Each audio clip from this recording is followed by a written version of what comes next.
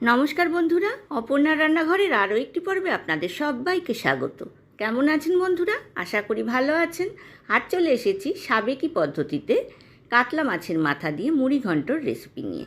ঝটপট আমি এই কাতলা মাছের মাথা দিয়ে কীভাবে মুড়ি ঘন্ট বানালাম চলুন দেখে নিয়েছি একটা কাতলা মাছের মাথা ভালোভাবে ধুইয়ে জল ঝরিয়ে নুন হলুদ মাখিয়ে রেখেছি। অপর দিকে গ্যাস ওভেনে আমি একটা কড়াই বসিয়ে দিয়েছি।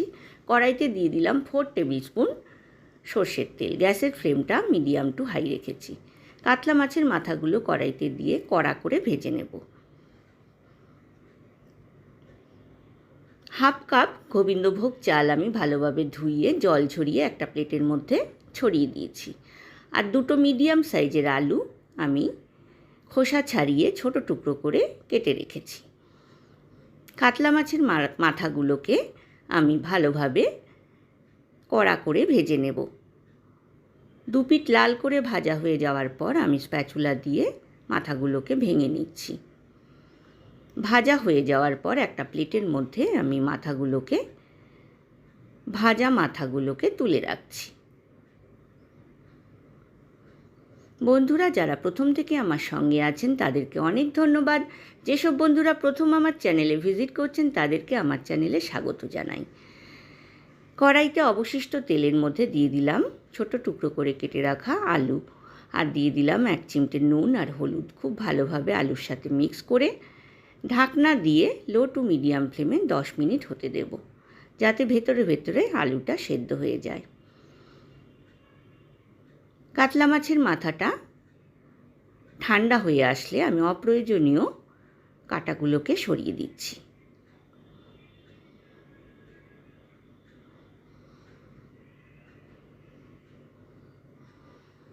দশ মিনিট পর আমি ঢাকনা খুলে আলুর টুকরোগুলোকে তেল থেকে তুলে একটা প্লেটের মধ্যে রেখে দিচ্ছি।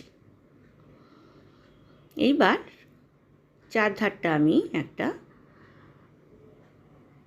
ন্যাপকিন দিয়ে মুছে নিলাম। কড়াইতে দিয়ে দিলাম আরও 1 টেবিল স্পুন সর্ষের তেল। এইবার দিয়ে দিচ্ছি 1/4 টিস্পুন গোটা জিরে, একটা তেজপাতা, একটা শুকনো লঙ্কা আর একটা ছোট সাইজের কুচো করে কেটে নেওয়া পেঁয়াজ। খুব ভালোভাবে তেলের সাথে গোটা জিরে, তেজপাতা, শুকনো লঙ্কা আর পেঁয়াজকে ভেজে নিচ্ছি। আর একটা ছোট সাইজের টমেটো বীজ ছাড়িয়ে ছোট টুকরো করে কেটে এখানে ব্যবহার করলাম। এইবার দিয়ে দিলাম 1/2 টিস্পুন হলুদ গুঁড়ো, 1/2 টিস্পুন জিরে গুঁড়ো আর 1 টিস্পুন কাশ্মীরি লাল লঙ্কার গুঁড়ো। খুব ভালোভাবে সব মশলাগুলোকে ভেজে নিলাম।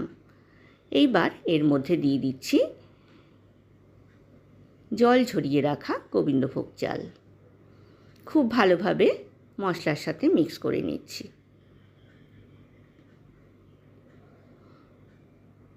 গ্যাসের ফ্লেমটা কিন্তু আমি লো টু মিডিয়াম রেখেছি। এইবার এর মধ্যে দিয়ে দিলাম স্বাদ মতো নুন। এইবার দিয়ে দেব 1/2 কাপ ফুটন্ত গরম জল। ঢাকা দিয়ে 10 মিনিট লো টু মিডিয়াম ফ্লেমে হতে দেব। 5 মিনিট পর ঢাকনা খুলে অ্যাড করলাম 1 টিস্পুন আদা বাটা। 10 মিনিট পর ঢাকনা খুলে আমি এর মধ্যে দিয়ে দিলাম ভেজে তুলে রাখা আলুর টুকরোগুলো। খুব ভালোভাবে চালের সাথে আলুটাকে মিক্স করে নিলাম। আবারও আমি 1/4 কাপ জল দিলাম, ফুটন্ত গরম জল। ঢাকনা দিয়ে আবারও 5 মিনিট লো টু মিডিয়াম ফ্লেমে হতে দিলাম। লো টু মিডিয়াম ফ্লেমে রান্না করার পর ঢাকনা খুলে দেখলাম আলুও সেদ্ধ হয়ে গেছে, চালও কিন্তু মোটামুটি সেদ্ধ হয়ে এসেছে। এই অবস্থাতে আমি দিয়ে দিলাম ভেজে তুলে রাখা কাতলা মাছের মাথা। খুব ভালোভাবে আলু আর চালের সাথে মাছের মাথাকে মিক্স করে দিয়ে দিলাম 1 টেবিল স্পুন গরম জল। দিয়ে দিলাম 1 টিস্পুন গরম মশলা বাটা। 1 টেবিল স্পুন এখানে জল দিলাম যাতে মাছের মাথার সাথে আলু আর চালটা ভালোভাবে মিক্স হয়ে যায়। এইবার দিয়ে দিলাম স্বাদ মতো চিনি। বন্ধুরা, রেসিপিটা ভালো লাগলে লাইক, কমেন্ট, শেয়ার করতে কিন্তু ভুলবেন না। পাশে থাকা বেল আইকনটা প্রেস করবেন, তাহলে আমার নতুন নতুন রান্নার নোটিফিকেশান বা আপডেট কিন্তু আপনার কাছেই প্রথম পৌঁছবে। চিনিটা ভালো করে মিক্স করে নেওয়ার পর দিয়ে দিলাম হাফ টিস্পুন ঘি। গ্যাসের ফ্লেমটা আমি বন্ধ করে দিয়েছি। ঘিটাকে খুব ভালোভাবে মুড়ি ঘন্টর সাথে মিক্স করে ঢাকনা দিয়ে রাখবো, যাতে গরম মশলা আর ঘিয়ের গন্ধটা এর ভেতরে অ্যাবজর্ব হয়ে যায়। বন্ধুরা, আমি পরিবেশন করে দিয়েছি গরম গরম কাতলা মাছের মাথা দিয়ে সাবেকি আনার মুড়ি ঘন্ট। আজ এ পর্যন্তই বন্ধুরা, দেখা হবে আবার নতুন রেসিপি নিয়ে।